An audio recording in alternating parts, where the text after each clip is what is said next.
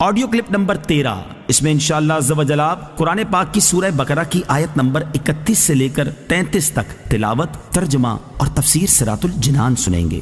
بسم اللہ الرحمن الرحیم۔ ترجمہ: اللہ کے نام سے شروع جو نہایت مہربان رحمت والا ہے۔ وعلم آدم الأسماء كلها ثم عرضهم على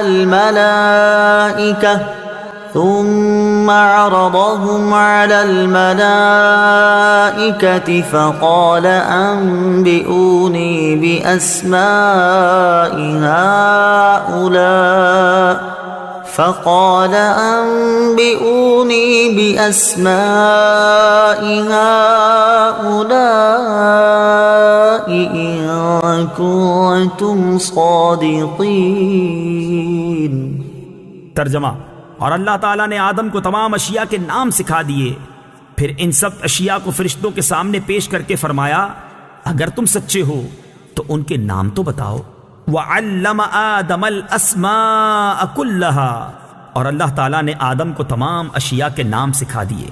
اللہ تعالیٰ نے حضرت آدم علیہ السلام پر تمام اشیاء پیش فرمائیں اور بطور الہام کے آپ کو ان تمام چیزوں کے نام، کام، صفات، خصوصیات، اصولی علوم اور صنعتیں سکھا دی۔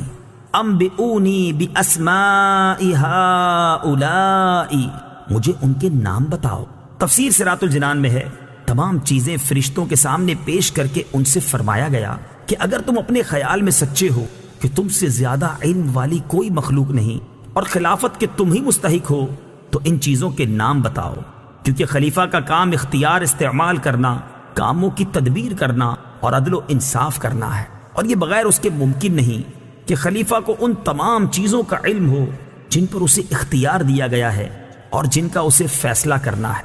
حضرت حذیفہ بن یمان رضی اللہ تعالی عنہ سے روایت ہے، نبی اکرم صلی اللہ تعالی علیہ وسلم نے ارشاد فرمایا، علم کی فضیلت عبادت کی فضیلت سے زیادہ ہے اور تمہارے دین کی بھلائی تقوی اختیار کرنے میں ہے۔ انبیاء علیہ السلام فرشتوں سے افضل ہیں۔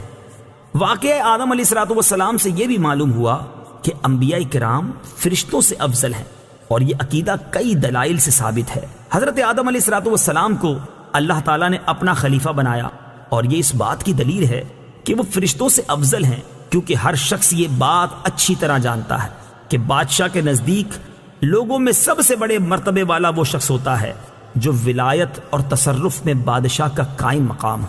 حضرت آدم علیہ السلام فرشتوں سے زیادہ علم رکھنے والے ہیں، اور جسے زیادہ علم ہو وہ افضل ہوتا ہے، کیونکہ اللہ تعالیٰ نے ارشاد فرمایا، قل هل يستوي الذين يعلمون والذين لا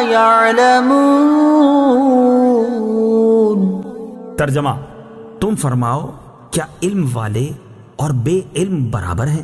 قالوا سبحانك لا علم لنا إلا ما علمتنا إنك أنت العليم الحكيم۔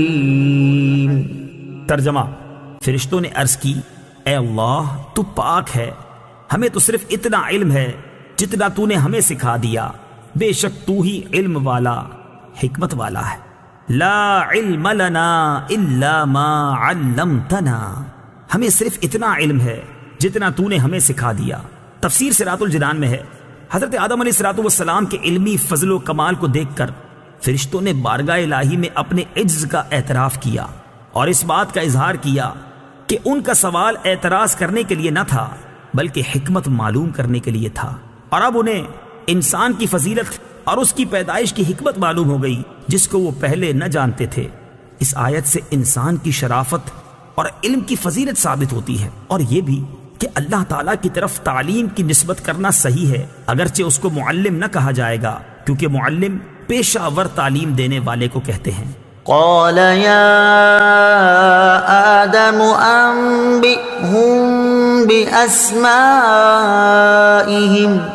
فلما أنبأهم بأسمائهم قال ألم أقل لكم إني أعلم غيب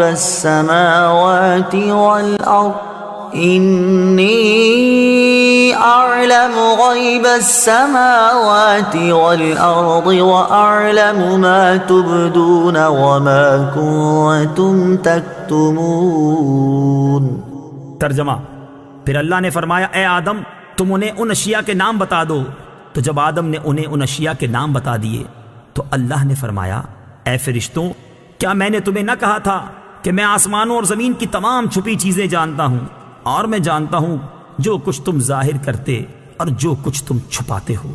اعلم ما تبدون وما کنتم تکتمون، میں تمہاری ظاہری اور پوشیدہ باتوں کو جانتا ہوں۔ تفسیر صراط الجنان میں ہے فرشتوں نے جو بات ظاہر کی تھی وہ یہ تھی کہ انسان فساد انگیزی اور خون ریزی کرے گا، اور جو بات چھپائی تھی وہ یہ تھی کہ خلافت کے مستحق وہ خود ہیں، اور اللہ تعالیٰ ان سے زیادہ علم و فضل والی کوئی مخلوق پیدا نہ فرمائے گا۔